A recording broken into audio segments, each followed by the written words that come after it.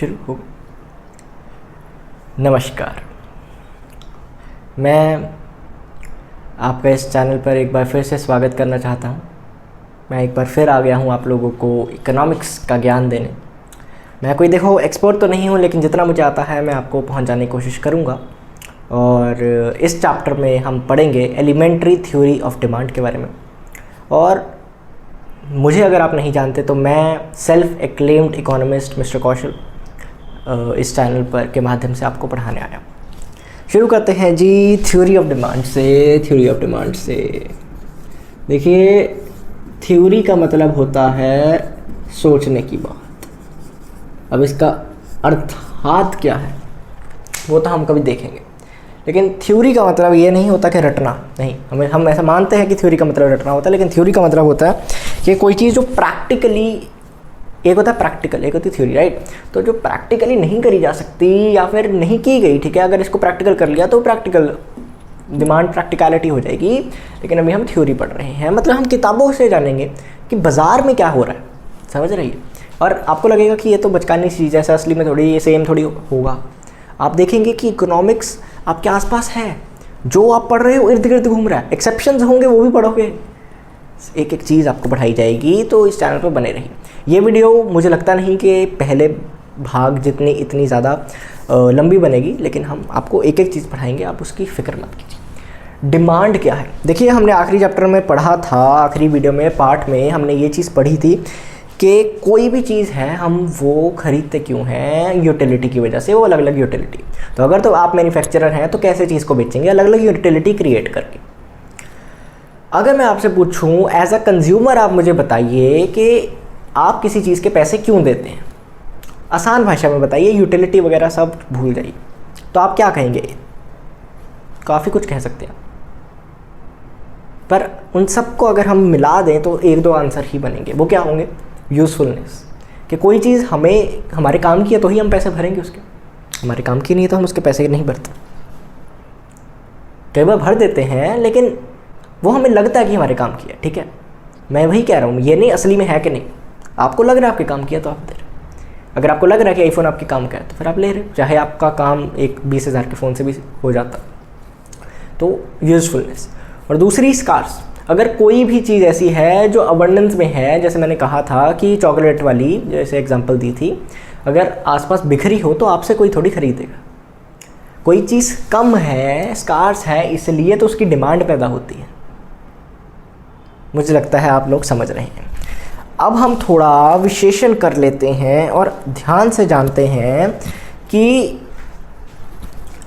जो स्कार्स है उसमें, जैसे मैंने आपको पिछले भाग में पढ़ाया था कि एक होता है गिफ्ट्स ऑफ नेचर, वो तो अबंडेंस में है, तुम पहाड़ नहीं बेच रहे, ठीक है।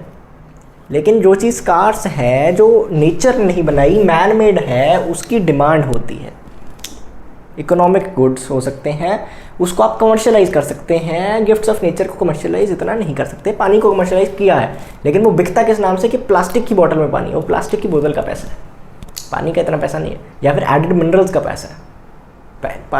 पानी थोड़ी बेच सकते हैं, ठीक है जी। तो अब हम देखिए, मुझे याद करना नहीं आता, मुझे समझाना आता है और मुझे अपनी भाषा में लिखना आता है। तो अभी मैं अगर आपको बोलूँ कि इस चैप्टर को हम बहुत सरल भाषा में समझेंगे और आपके दिमाग में भी आ जाएगा एक एक चीज़, लॉ ऑफ डिमांड एंड ये सब कुछ, और उसके बाद आपको लिखना आता है एग्ज़ाम में, तो आपको कैसा लगेगा कमेंट में बताइए। तो देखिए, डिमांड क्या है? बड़ी प्यारी चीज़ है डिमांड। आप कोई चीज़ लेना चाहते हैं, समझिए मेरी बात। आप कोई चीज़ लेना चाहते हैं, क्या वो आपकी डिमांड है? जल्दी वीडियो को रोक के कमेंट में बताइए। नहीं, वो आपकी डिमांड नहीं है। जो आप चीज़ खरीदना चाहते हैं वो आपकी डिज़ायर है, बर्निंग डिज़ायर हो सकती है कि आपने वो काम करना है, ठीक है, आपको ये चीज़ चाहिए, लेकिन आपके पास है तो नहीं। अब ऐसे तो आप अभी बैठे अपने घर पे कह सकते हैं कि मुझे एक 6 लाख का पीसी बिल्ड चाहिए। क्या आप में से सब लोग उसे अफोर्ड कर सकते हैं? नहीं, कोई भी नहीं कर सकता। हाँ, पेरेंट्स में भी कर सकते हैं, पर सबके पेरेंट्स वो भी नहीं। तो आप विलिंग, तो आप हर चीज़, दुनिया में सब चीज़ें मिल जाए एक इंसान को फिर भी कम पड़ेंगी। Are you willing to buy? Are you able to buy, तुम लेना चाहते भी हो और तुम्हारे पास इतना पैसा भी है कि तुम ले सकते हो, समझ रहे? तो ठीक है, ये डिमांड होगी नहीं। ऐसे तो पूरी दुनिया में समय समय पर काफ़ी एक पर्टिकुलर टाइम ड्यूरेशन में, ठीक है, पर्टिकुलर पीरियड ऑफ टाइम के बीच में, मतलब कि इस दिन, ठीक है, पर्टिकुलर टाइम में। ऐसा नहीं है कि देखिए कोई 1 मिनट की बात है या फिर आज की बात है, जैसे ये है पर्टिकुलर टाइम के बीच में हम कितनी उस चीज़ की, कोई भी चीज़ की जिसकी हम बात करेंगे, डिमांड कितनी है, ठीक है जी। और ये हम आगे समझेंगे वैसे तो कि फ़्लो कॉन्सेप्ट होता है, एक स्टॉक कॉन्सेप्ट होता है। देखिए ये फ़्लो कॉन्सेप्ट है क्योंकि ये ऐसे लंबे टाइम के बीच की बात है पूरा, ठीक है, टाइम के बीच। एक होता है स्टॉक कॉन्सेप्ट, इस मोमेंट पे क्या है, इस मोमेंट पे तुम डिमांड नहीं पढ़ सकते। अब क्यों नहीं पढ़ सकते?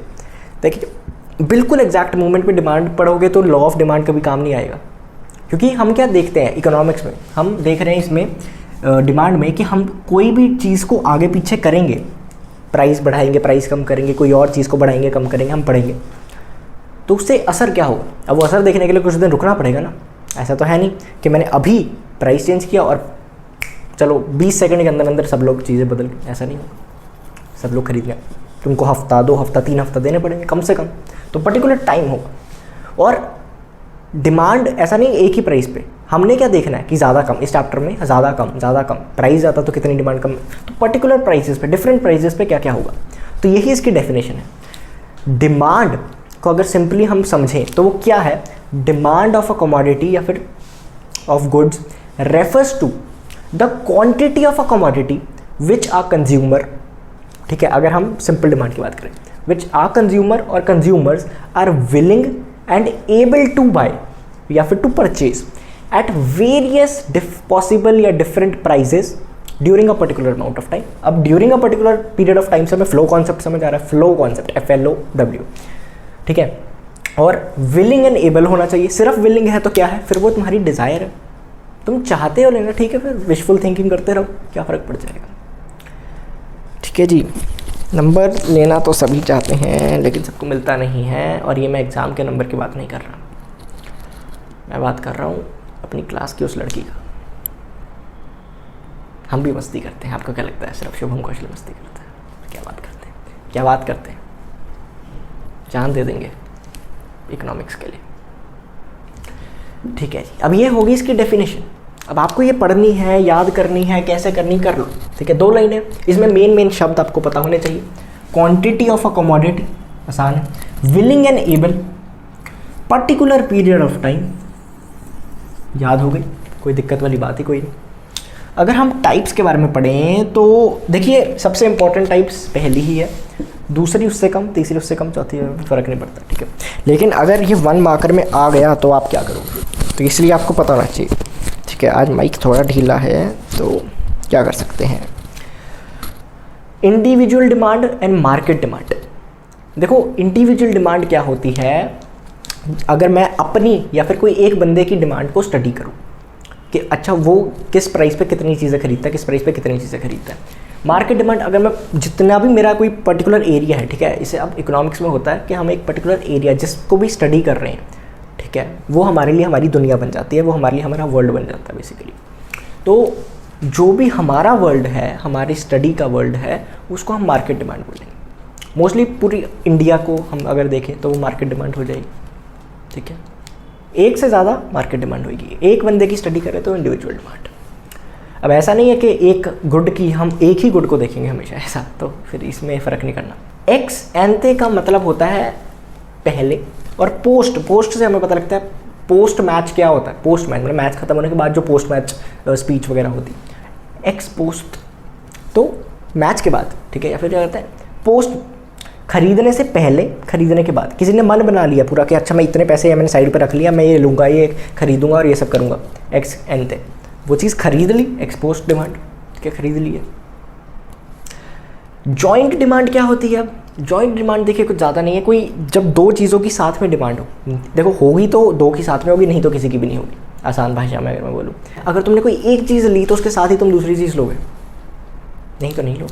कार से ही चले तो अगर तुमने गाड़ी ली है तो तुम गाड़ी में एलॉय पवाओगे, ठीक है जी। वो आजकल गाना काफ़ी प्रचलित है, वो कौन सा गाना कि चेक कर अटेंशन जो गेन कर दे, चेक कर रानो दे एलॉय चेक कर। तो गाड़ी महंगी, गाड़ी लोगे तो साथ में ये भी लोगे, इसकी भी डिमांड फ़र्क पड़ेगा। गाड़ियाँ इतनी बिकेंगी वो भी बिकेगा।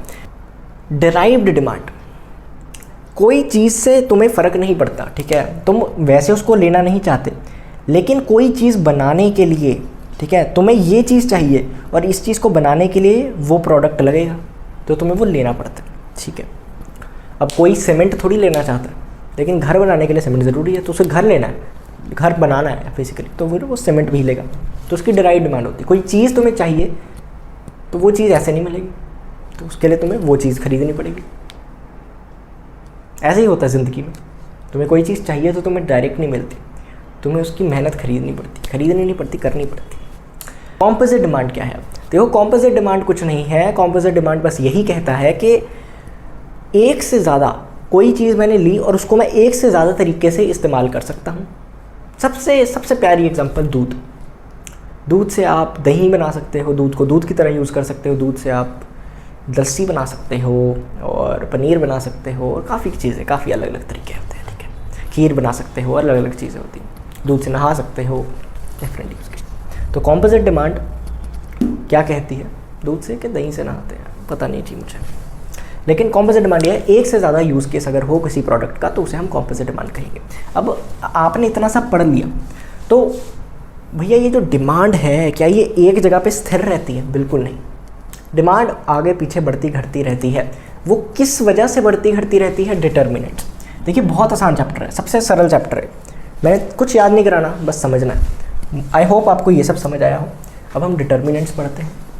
देखिए, वैसे तो मैंने 7 लिखे हैं, पहला सबसे इम्पॉर्टेंट है, उसके बाद ये कुछ ज़रूरी है, ये और भी हैं, आप उन्हें अपनी किताब से पढ़ सकते हैं, हर किताब में अलग अलग दिया होगा, लेकिन जो सबसे महत्वपूर्ण है वो ये है, ठीक है। 7 मिनट में आप कुछ भी भर सकते हैं, और ऐसा नहीं है इनको याद करना है, इनके नाम याद करने हैं। याद करने बैठोगे तो भूल जाओगे, आपको लॉजिक समझना है कि ये चीज़ बढ़ेगी तो क्या होगा, ये चीज़ कम होगी तो क्या होगा। मैं आपको समझाता हूँ कैसे।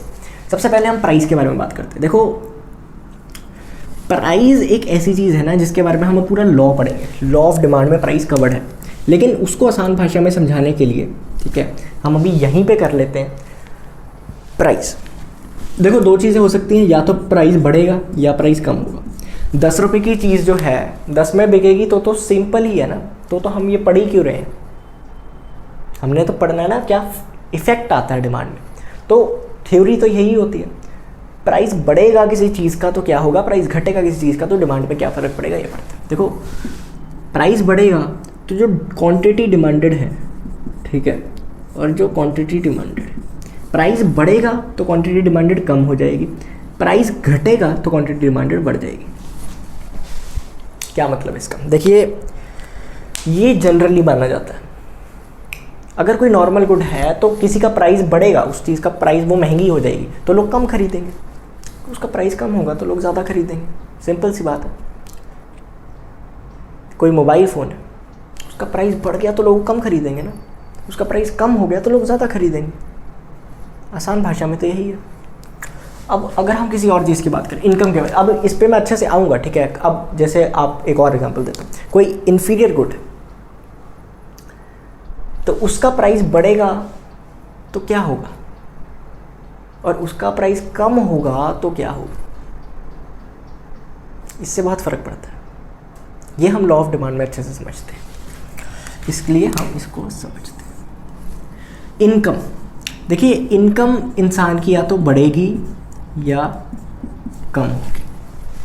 इनकम ऑफ अ कंज्यूमर बोलते हैं इसे, पूरा आप लिख लीजिएगा। इनकम का मतलब क्या होता है, कोई बंदा कितना पैसा कमाता है। देखिए, इसमें कुछ समझने की बात नहीं है, कौन इंसान कितना पैसा कमाता है उस पर डिपेंड करता है। अब जो अगर ज़्यादा पैसा कमाएगा, अगर मैं पहले 1 लाख कमाता था तो मैं 1 लाख खर्चूंगा, ठीक है, चलो 1 लाख नहीं खर्चूंगा तो मैं 80,000 खर्चूंगा, 20,000 मैंने बचा लिया।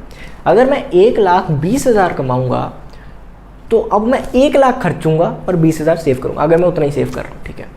तो पहले 80 खर्च रहा था, अब 1 लाख खर्चूंगा तो बढ़ गया ना। तो अगर इनकम बढ़ेगा, भैया कहोगे तुम सेव कर सकते हैं, कर सकते हो सेव, सारे थोड़ी कर दोगे, थोड़ा तो देखो बढ़ता है, इनकम बढ़ती है, बंदे की औकात बंदे को लगता है बढ़ गई है, ठीक है।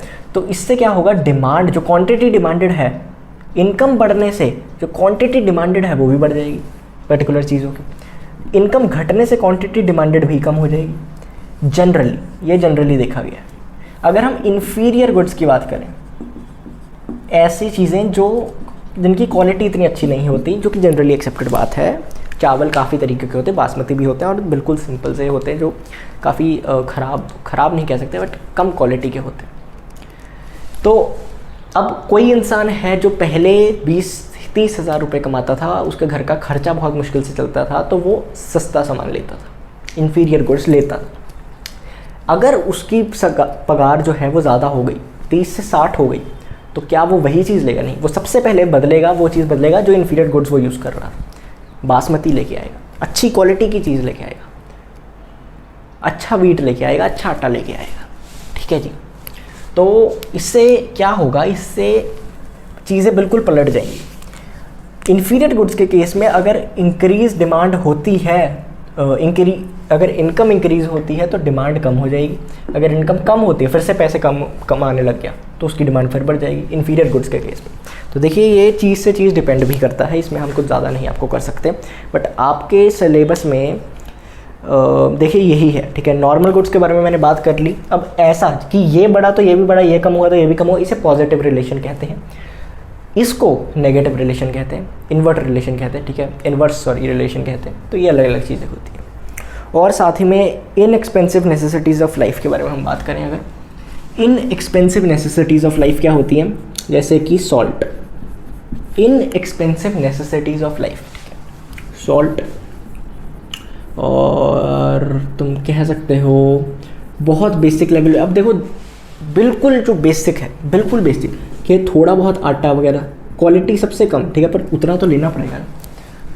रोटी, कपड़ा और मकान कहते हैं ना, तो मैं यहाँ पे वही लिख देता हूँ, रोटी, कपड़ा, मकान। देखिए, अब काफ़ी लोगों के पास कपड़ा और मकान नहीं होता, सड़कों पे सोते हैं, लेकिन जिसके पास शुरू से है उसको तो घर पे ही रहना है। ठीक है, एक बार आदत पड़ जाए, ह्यूमन बॉडी वहीं पे वैसे ही हो जाती है। तो जिसको आदत है वो तो वैसे ही रहेगा ना, तो इसलिए वो कर्जा लेगा या कुछ करेगा, कोशिश करेगा।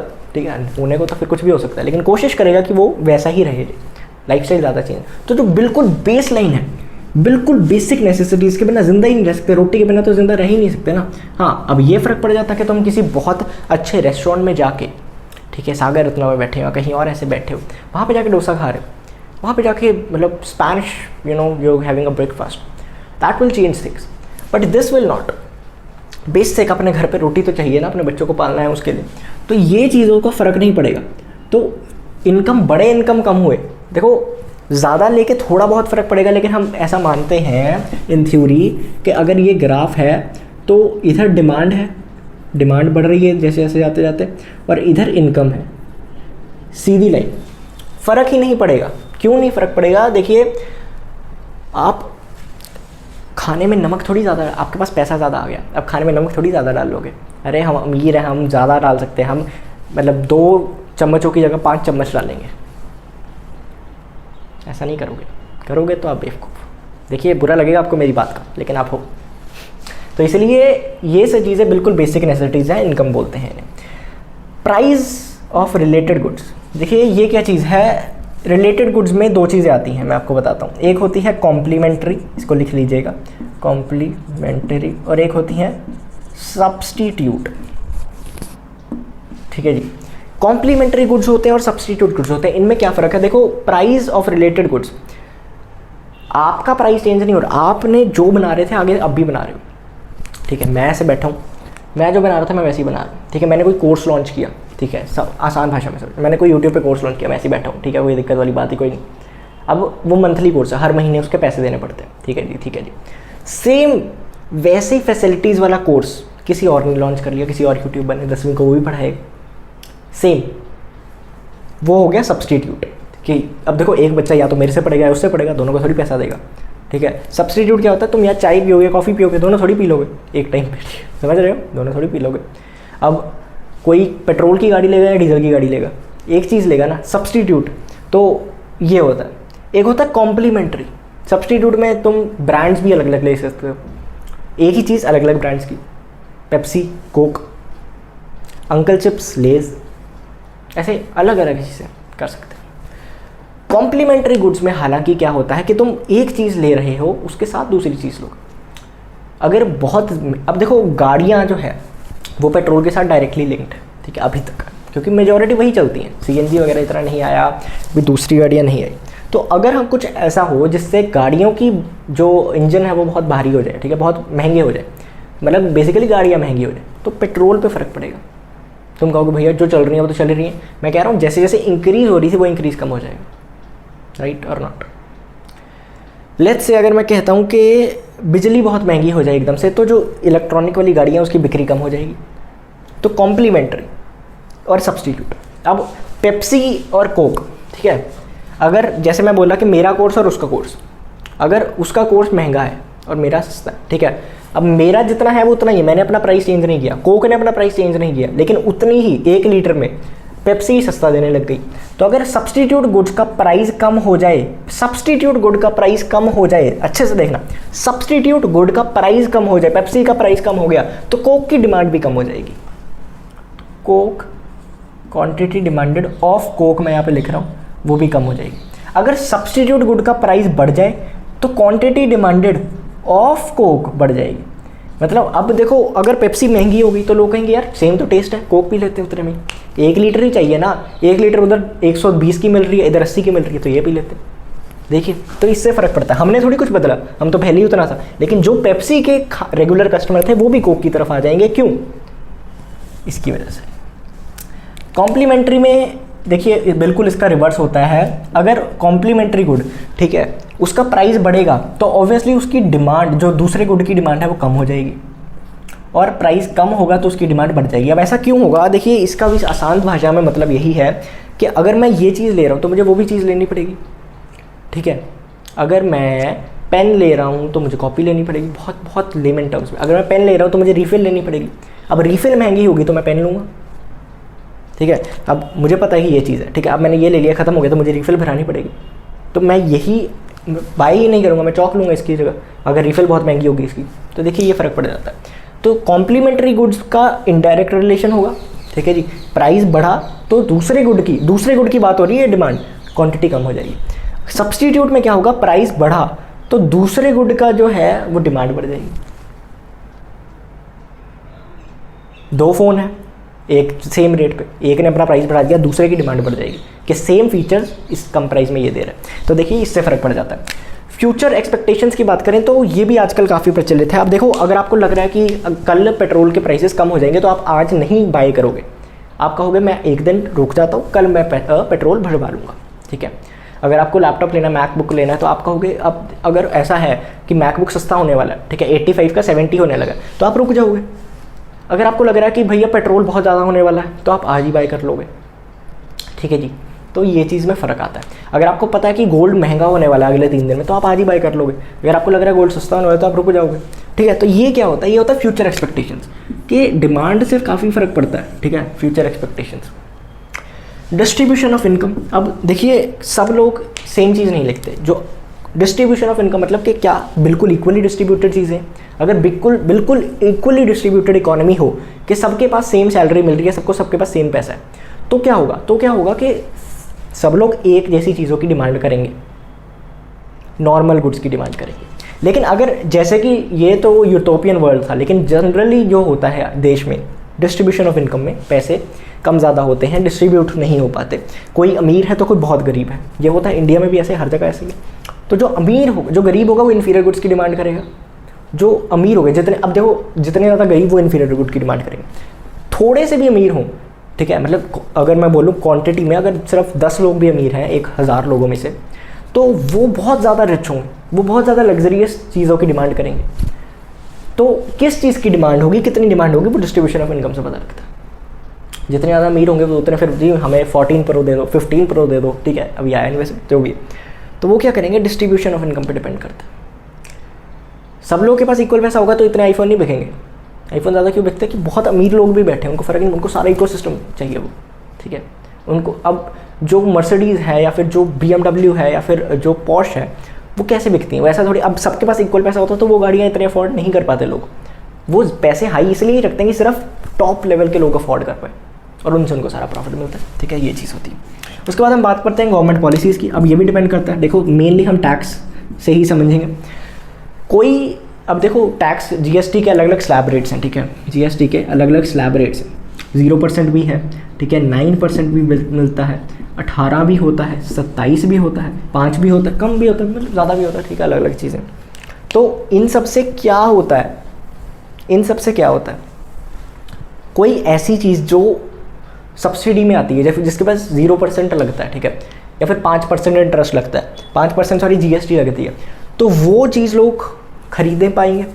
कोई ऐसी गवर्नमेंट पॉलिसी आ गई जिससे वही चीज़ पे 27% टैक्स लगेगा, तो लोग कम खरीदेंगे, ऑब्वियसली महंगी हो जाएगी, ठीक है। तो प्राइस से लिंक्ड इनडायरेक्टली पर गवर्नमेंट पॉलिसी फ़र्क पड़ता है। अगर गवर्नमेंट चाहती है कि ये चीज़ें ना ही बने तो फिर वो नहीं बनने देगी, बहुत ज़्यादा टैक्स ले। अब टोबैको वगैरह को कंट्रोल कैसे किया जाता है, ठीक है, एल्कोहल, टोबैको ऐसी कंजम्पशन पे गवर्नमेंट क्या करेगी, बहुत ज़्यादा टैक्स लगाती है उस पर, तो उससे क्या होता है, बहुत ज़्यादा टैक्स लगाती है तो महंगी हो जाती है। और तो लोग अभी भी खरीदते हैं, वो तो एक बार आदत पड़ जाए तो खरीदनी होती है, लेकिन मैं जनरली बता रहा हूँ। उसके बाद ज़्यादा इंपॉर्टेंट चीज़ें नहीं है, आप ये एक बार अपनी किताब में पढ़ सकते हैं। क्रेडिट फैसिलिटीज़, किसी भी चीज़ पे ईएमआई मिलेगी तो लोग ज़्यादा प्रोन होंगे खरीदने के।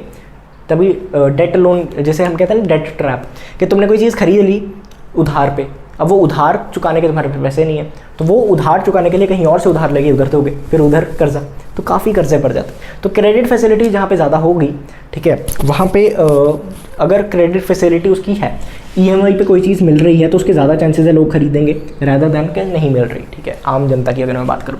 साइज़ पे फ़र्क पड़ता है। अब वहाँ पे तुम कोई जगह पे ऐसी दुकान पे मतलब किसी चीज़ को ऐसी जगह पे बेच रहे हो जहाँ पे लोग ही नहीं है, पूरे एक शहर में सिर्फ 5-6 लोग हैं, या 10-20 चलो 50 लोग हैं, तो वो भी गई, ऑब्वियसली डिमांड कम ही होगी, साइज़ ही कम है।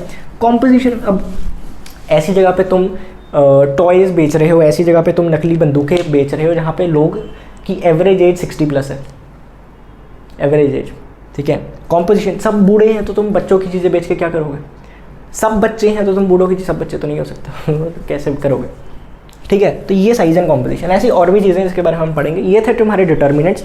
इसके बाद एक बहुत अच्छा टॉपिक आता है जो है लॉ ऑफ डिमांड, जिसके बारे में विषय में हम आज की वीडियो में बात करेंगे या कल की वीडियो में बात करेंगे, ये मैं आपको 5 मिनट में बताता हूँ। इसके बाद एक छोटा सा टॉपिक आता है जो कि ज़्यादा इंपॉर्टेंट नहीं है, लेकिन फिर भी पढ़ाने के लिए हम पढ़ा देते हैं। Demand of a good, demand of an good, जिसका नाम हम एक्स ले रहे हैं, ठीक है, demand of a good name x, उसका फंक्शन क्या होता है, ठीक है। ऐसे लोग बोलते हैं फंक्शन बताओ, तो फंक्शन 1 नंबर का क्वेश्चन आएगा। फंक्शन ऐसे लिखते हैं सबसे पहले तो, it is a functional relationship, ठीक है, बिटवीन किसके बीच में है, फंक्शन आ गया तो ठीक है, रिलेशनशिप वर्ड शब्द आ जाएगा, ठीक है, फंक्शनल रिलेशनशिप। डिमांड और उसके डिटर्मिनेंट्स, ठीक है, demand of a commodity and it's determinants, बस यही है, ठीक है। लिखना कैसे है, एफ ब्रैकेट में उसके जो भी क्या कहते हैं डिटर्मिनेंट्स, तो उसके बारे में लिख दीजिए। जैसे पी एक्स मतलब price of X, price of the good X, Y income, income को वाई से डिनोट करते हैं बेसिकली, और टी से आप कुछ भी लिख सकते हो, टेक्नोलॉजी या फिर टेस्ट एंड प्रेफरेंस आ सकता है यहाँ पर, ठीक है, टी का मतलब, और एफ से भी अलग अलग मतलब निकल सकते हैं, आप वो पढ़ सकते हो, ठीक है। पी ऑफ क्या है, अदर गुड्स, ठीक है, रिलेटेड गुड्स। अब रिलेटेड में 2 हैं, कॉम्प्लीमेंट्री और दूसरे सब्सटीट्यूट, तो ऐसे अलग अलग चीज़ें आती हैं जिसके बारे में हमें पढ़ना है। उसके बाद सबसे इंपॉर्टेंट चैप्टर, सबसे इंपॉर्टेंट टॉपिक इस चैप्टर का जो कि आ रहा है, ठीक है, जो कि आ रहा है लॉ ऑफ डिमांड। अब लॉ ऑफ डिमांड क्या है, लॉ ऑफ डिमांड आसान भाषा में एक फंक्शनल रिलेशन है, ठीक है, बिटवीन प्राइस एंड कमोडिटी। लेकिन अगर आपको सिर्फ लिखना है तो आप लिख सकते हो कि it is a functional relationship, law of demand is a functional relationship that defines, law of demand defines a functional relation between a price, between price of the commodity and the quantity demanded, ठीक है, basically ऐसा। और उसके बाद लिख सकते हो if it states that if all the other things, if all the other determinants remained same or remained, you know, unchanged, then it will have a relationship which will be of inverse relation, inverse nature. That is, when price of a commodity increases, the quantity demanded will decrease and vice versa. Vice versa मतलब ना expand करना, and when price of the commodity decreases, the quantity demanded will increase, ठीक है। ऐसे basically 2-3 लाइनें बन जाएंगी, उसके बाद एक्सप्लेन करना कुछ और आ जाएगा, या फिर ऐसा कुछ तुम बना सकते हो, ठीक है, ये आ जाएगा। अब फंक्शनल रिलेशनशिप, अदर थिंग्स है, कांस्टेंट थिंग हमने पढ़ लिया। अब भैया शेड्यूल क्या होता है, शेड्यूल क्या होता है तो तुम्हें पता है, ठीक है, इकोनॉमिक्स पढ़ रहे हो, ऐसे डब्बे से बनाने होते हैं, ठीक है, इसमें डेटा होता है और वो हमें इसके बारे में समझाता है, ठीक है। अब शेड्यूल को बनाना कैसे, इधर को रखना प्राइस, इधर रखनी है क्वांटिटी डिमांड, और लॉजिकल रीजनिंग, ठीक है, लॉजिक्स के साथ, सिंपल लॉजिक के साथ इसको बताना। प्राइस अगर हम लेट से मान लेते हैं, इधर रखते हैं हम 20, ठीक है, सेंटर में हमने 20 रखा। अब क्वांटिटी डिमांडेड ये हम इमेजिन कर रहे हैं, ठीक है, लेट्स से 100, तो 100 गुड्स बिकते हैं अगर हम 20 के प्राइस पे देखें। अब हमने इसमें पढ़ा है कि अगर हम प्राइस को कम कर देते हैं, 10 रुपये कर दिया अगर मैंने प्राइस, अगर मैंने 20 से 10 कर दिया, तो क्वांटिटी डिमांडेड बढ़ेगी कम होएगी? 1 2 3 4 5। प्राइस को कम कर दिया, क्वांटिटी डिमांडेड बढ़ जाएगी, ठीक है। तो यहाँ पे हम लेट्स से 150 कर देते हैं। तो प्राइस देखो, प्राइस क्या हुआ, 20 से 10 हुआ, तो क्वांटिटी डिमांडेड 100 से 150 हो गई, ऑब्वियसली, ठीक है। यहाँ पे हमने क्या पढ़ा है, क्वांटिटी और डिमांडेड इन्वर्सली रिलेटेड है। प्राइस बढ़ेगा, डिमांड कम होगी, प्राइस कम होगा, डिमांड बढ़ जाएगी, ठीक है। नॉर्मल गुड्स में प्राइस बढ़ गया तो क्या होगा, 100 से 50 हो जाएगा, ठीक है। ये जस्ट मानी हुई फिगर्स है, ऐसा कोई जरूरी नहीं। अब इसको बोलते हैं इंडिविजुअल डिमांड। इंडिविजुअल डिमांड, अगर तुम्हें पूछ ले कि शेड्यूल बनाओ ऑफ दूसरी डिमांड, जिसे हम बोलते हैं मार्केट डिमांड, तो कैसे बनाएंगे, price quantity demanded of 1%, demand 2, demand 3, कुछ भी, ठीक है। ऐसा कुछ पर्टिकुलर है, 3 बनाने, बट ऐसा अच्छा लगता है 3 हो तो, टोटल डिमांड या फिर मार्केट डिमांड, ठीक है, मार्केट डिमांड। सेम चीज़ हम करेंगे 10, 20, 30, इससे ज़्यादा बना सकते हो, अगर तुम्हें ज़्यादा अच्छा दिखाया तो फिर वो भी कर सकते हो, ठीक है। क्वांटिटी डिमांडेड इस बंदे ने सेम करी, ठीक है, 150, 100, 50। क्वांटिटी डिमांडेड इस बंदे ने लेट्स से कुछ डिफरेंट करी, 120, 80 और 40, ठीक है। अब ऐसा कुछ नहीं है कि तुम्हें एग्जैक्ट वो करना, वो सब अभी नहीं आया, ठीक है। और डिमांड तीसरे ने कर दी लेट्स से 135 और 105 और फिर 65, ठीक है। अब टोटल कैसे निकालनी है, 150 + 120 135, इसको ऐसे करके, ठीक है, वर्टिकली ऐसे करते वहाँ पे लिखते रहो, करके लिखते रहो, बट हॉरिजॉन्टल। तो 150 + 120 + 1 370 80 90 405 आई गेस, और 285 और 90 155, ठीक है। आप ऐसे करके आप पे टोटल डिमांड निकाल सकते हो। This is your curve of, sorry this is your schedule of individual and market demand, ठीक है। बेसिकली ऐसे बनाना होता है। कर्व के बारे में अगर बात करें तो बहुत आसान है, ठीक है। ये चैप्टर इतना आसान है, तभी तो फटाफट कर। कर्व कैसे बनाते हैं, देखो कर्व ऐसे बनाते हैं, 2 एक्सिस होती है, ठीक है। कर्व को कैसे बनाना है, हमने ऐसे एक एक्सिस लेनी है, एक ऐसे दूसरी एक्सिस लेनी है, और हमने ये बन गया। यहाँ पे 0 होता है, O होता है, ओरिजिन होता है, 0 नहीं होता वैसे, इधर होता है, ठीक है। इसको ऐसे बना देना, x, और इधर होते हैं x axis, y axis, x axis, y axis, ठीक है। और तो अब ये क्या चीज़ है, जो y एक्सिस पे हमने इसमें प्राइस लिखा, और यहाँ पे जो x एक्सिस पे हमने क्वांटिटी डिमांडेड लिखी है, ठीक है। ये हमने ऐसा मान के रखा है। जितना लेफ्टवर्ड, जितना राइटवर्ड जाएगा उसका मतलब इंक्रीज इसके लिए, और जितना ऊपर जाएगा उसका मतलब इंक्रीज प्राइस के लिए। ये तो आसान भाषा में पता है ना, कि यहाँ पे अगर हम 0 मान रहे हैं तो यहाँ पे 1, यहाँ पे 2, यहाँ पे 3, ठीक है, या फिर यहाँ पे 10, यहाँ पे 20, यहाँ पे 30 ऐसे मान लो। और प्राइस भी यहाँ पे 10, यहाँ पे 20, या फिर यहाँ पे 100, यहाँ पे 200, अलग अलग चीज़ें, ठीक है, कुछ भी हो सकता है, बट इतना समझिए इंक्रीज हो रहा है, 1 2 3 4 1 2 3 4 ऐसे, ठीक है। इसकी कर्व होगी ऐसे, ठीक है। अब आप लोग को ये नहीं करनी है, ठीक है, आपको सिंपल सी करनी है, क्योंकि वो काम आएगी आपके ज़्यादा। ऐसे डाउनवर्ड स्लोपिंग, ठीक है। क्या क्या आपको देखो तो नेगेटिवली स्लोपिंग, नेगेटिव मतलब कि अगर क्वांटिटी बढ़ रही है तो प्राइस कम हो रहा है, ठीक है। देखो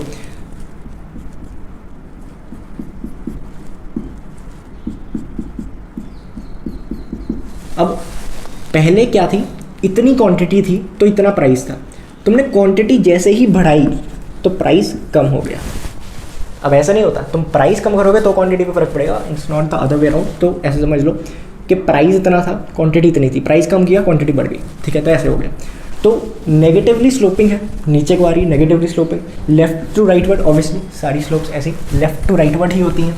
और convex to origin, convex to origin मैंने क्यों बोल रहा, क्योंकि जैसे मैंने पहले बनाई थी ऐसे, जो ये होगी ये कॉनकेव होगी और ये कॉन्वेक्स होते हैं। कॉनकेव केव बन रहा है ना, और कॉन्वेक्स कॉन्वेक्स है, ठीक है जी, हमें पता लग गया। और hyperbola, rectangular hyperbola. And why is this said that, because अब रेक्टेंगुलर हाइपरबोला क्या होता है कि इस लाइन के नीचे जितने भी पॉइंट्स हैं, जितने भी रेक्टेंगल्स बनेंगे वो सब मतलब एक सेम एरिया के बनेंगे, बेसिकली ये होता है। तो ये एक चीज़ है जो तुम्हें एग्जाम में तुम लिख सकते हो, इतना इंपॉर्टेंट नहीं, पर ये इंपॉर्टेंट है, याद रखना, डाउनवर्ड स्लोपिंग और इन्वर्सली रिलेटेड प्राइस इधर, क्वांटिटी इधर, ये तुम्हारी कर्व है, राइट। अब इसके कुछ एक्सेप्शन है इस लॉ के। एक्सेप्शन में सबसे पहले तो है इमरजेंसी। दवाइयाँ महंगी हो सस्ती हो, लेकिन जब तुम हॉस्पिटल में हो और तुम्हें खरीदनी ही है उस बंदे को बचाने के लिए, तो बंदा पैसे लगाता है, लोन ले, जो मर्जी, जो फटाफट मतलब जो होगा वो करेगा, वो इमरजेंसी में तो वो पैसे नहीं देखेगा कि अच्छा आज महंगी है, ठीक है मैं परसों ऑपरेशन करा लूँगा। हाँ, कोई ऐसा जनरल ऑपरेशन है, ठीक है, बट इमरजेंसी है, स्टंट पड़ना है, कुछ बहुत ज़रूरी है, तो नहीं हो पाएगा, तो इमरजेंसी, फ़र्क नहीं पड़ेगा मशीन महंगी है कि सस्ती है, प्राइजेस वो खरीदेगा, तो उससे फ़र्क नहीं पड़ेगा, ठीक है। जो ये रिलेशन है, इन्वर्स रिलेशन, ये खत्म हो जाएगा। चेंज इन फैशन, कोई चीज़ सस्ती हो रही है लेकिन वो आउट ऑफ फैशन है तो वो नहीं बिकेगी, लेकिन कोई चीज़ महंगी हो रही है लेकिन फैशन में भी आ गई है तो वो बिकेगी। कोई चीज़ महंगी हो रही है लेकिन किसी फेमस एक्टर ने पहन लिया, उसे एक्ट्रेस ने पहन लिया, तो वो और बिकेगी, ठीक है। तो ये इन्वर्स रिलेशन नहीं रहा ना, ये तो डायरेक्ट रिलेशन हो गया। तो ये एक्सेप्शन। गिफ्ट एंड गुड्स, बहुत ज़्यादा इन्फीरियर क्वालिटी के गुड्स हैं, तो वो हमने जैसे उसमें पढ़ा था, अगर किसी की इनकम इंक्रीज़ हो रही है तो उससे फ़र्क पड़ जाएगा इसको, ठीक है। अगर गिफ्ट एंड गुड्स क्या, बहुत इन्फीरियर क्वालिटी के गुड्स जो कि इंक्रीज डिक्रीज होंगे, जो कि अगर कोई बंदा पैसे थोड़े से ज़्यादा कमाने लग जाएगा तो क्या होगा, ठीक है, उसकी प्राइस अगर कम होगी तो लोग नहीं खरीदेंगे, ट्रस्ट नहीं करेंगे कि वैसे ही ये सस्ता है, और बहुत ज़्यादा सस्ता हो गया तो क्यों खरीदें, उन्हें लगेगा ना कि ये ख़राब क्वालिटी है। हमें लगता है ना सर कि कोई चीज़ बहुत ज़्यादा सस्ती है तो वो ख़राब है, तो बेसिकली वो gift and good. Snob appeal मतलब स्टेटस सिंबल। अब कई लोगों को ज़रूरत नहीं, वो आईफोन लेंगे, आईफोन महंगा है तो ही लेंगे, अगर आईफोन भी 20-30 हज़ार का मिलता होता तो कोई नहीं लेता, राइट, ठीक है। अब आईफोन 8 7 कोई नहीं लेना चाहता, 8 कोई नहीं लेना चाहता, स्टेटस तो वही 15 बड़ा 10 तो एटलीस्ट 10 तो हो, ठीक है, आजकल यही माना जाता है। तो स्नॉब अपील यही होता है, कोई चीज़ महंगी है इसलिए बिक रही है, कोई चीज़ महंगी है इसलिए बिक रही है। अगर जो बड़ी गाड़ियाँ हैं, ठीक है, काफ़ियों में तो कोई ज़्यादा फीचर भी नहीं होते, वो 2 सीटर गाड़ी है, ठीक है, वो 20 लाख की होती है, 25 लाख की होती है 2 सीटर, जो फरारी वगैरह, तो कौन लेता, तो कहेंगे इतनी में अगर हमें फॉर्च्यूनर तो नहीं मिलेगी, मतलब कोई बहुत बड़ी गाड़ी मिल रही है, ठीक है, ऐसा 7 सीटर मिल रही है तो हम वो लेंगे, इनोवा वगैरह कोई लेंगे, 2 सीटर क्यों लेंगे। तो ऐसा फ़र्क पड़ जाता है, स्नॉब अपील का फ़र्क पड़ जाता है, स्टेटस सिंबल का फ़र्क पड़ जाता है। These are the exceptions to the law of demand. और इसमें क्या चीज़ है कि एक और चीज़ जो आती है, इनकम इफेक्ट। इनकम इफेक्ट को कैसे बोलते हैं कि देखो ये चीज़ क्यों है, इसको प्रूव कैसे करेंगे इनकम इफेक्ट से, आसान से मैं तुम्हें समझा देता हूँ कि एक बंदा अगर 100 रुपये कमाता है, ठीक है, या फिर 100 रुपये उसे खर्चने कमाता है, जितना मर्जी, 100 रुपये उसे एक चीज़ पे खर्चने हैं, और वो एक चीज़ जो है वो 80 रुपये की है, अगर वो 80 रुपये की है वो एक ही खरीद पाएगा, एक क्वांटिटी खरीद पाएगा। तो अगर उसका प्राइस इतना है तो वो एक ही क्वांटिटी खरीद पाएगा, ठीक है। लेकिन अगर उसका प्राइस कम हो गया, 50 रुपये हो गया, तो वो 2 क्वांटिटी खरीद लेगा, खरीद सकता है ना, फिर 2 खरीद सकता है। तो प्राइस कम हुआ तो क्वांटिटी इंक्रीज होगी डिमांड की, ठीक है। बेसिकली ये एक सिंपल सी चीज़ होती है। देखिए जैसे हमने अभी पढ़ा ना, सिर्फ अगर बाकी सारे फैक्टर्स कांस्टेंट है और सिर्फ प्राइस इंक्रीज डिक्रीज हो रहा है, प्राइस इंक्रीज डिक्रीज हो रहा है, ठीक है,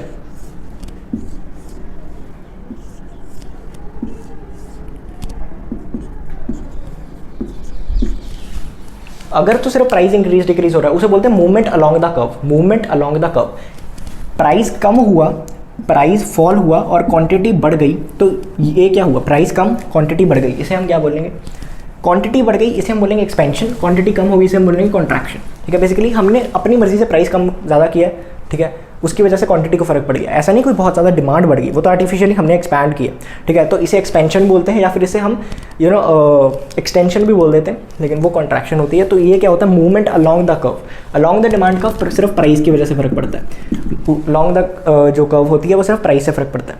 लेकिन इसको हम चेंज इन क्वान्टिटी डिमांड नहीं कहते, इसको हम कहते हैं, ठीक है, चेंज इन, ठीक है, डिमांड कर्व में मूवमेंट हो गई। अगर हमने चेंज देखना है क्वांटिटी डिमांडेड में, तो हम कैसे देखेंगे, ये कर्व थी, ठीक है, हम कोई आउटसाइड फैक्टर्स, प्राइस को हमने नहीं छेड़ा, आउटसाइड फैक्टर्स, टेस्ट बदल गया, कुछ और हो गया, इनकम बढ़ गई लोगों की, उससे डिमांड बढ़ गई, तो ये होती है डिमांड 1 डिमांड 2, इसे बोलते हैं change in demand curve, change in demand, ठीक है, quantity demanded, change in quantity demanded, ये था।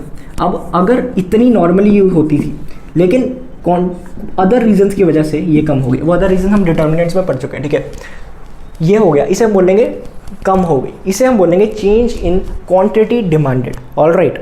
तो इसके तुम बना सकते हो, ठीक है, जैसे मैंने शेड्यूल वगैरह बताया था, इसको ही बना देना, and this is it. I hope तुम्हें समझ आया हो। सेम प्राइस पे आगे लोग इतनी डिमांड कर रहे थे, सेम प्राइस पे आज लोग इतनी डिमांड कर रहे हैं, प्राइस उतना ही है लेकिन डिमांड कम हो गई। सेम प्राइस पे पहले लोग इतनी डिमांड कर रहे थे, अब सेम प्राइस पे लोग ज़्यादा डिमांड कर रहे हैं।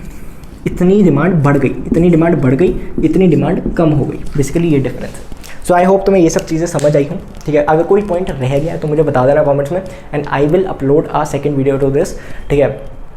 तो मुझे कमेंट्स करके बता दो। This is it. I hope तुम्हें समझ आई हो और मज़ा आया हो, एंड अगर आपको पसंद आया तो कमेंट में जल्दी बताइएगा। धन्यवाद आप लोगों का चैनल पे बने रहने के लिए। नमस्कार, आपको मैं जल्दी मिलूँगा।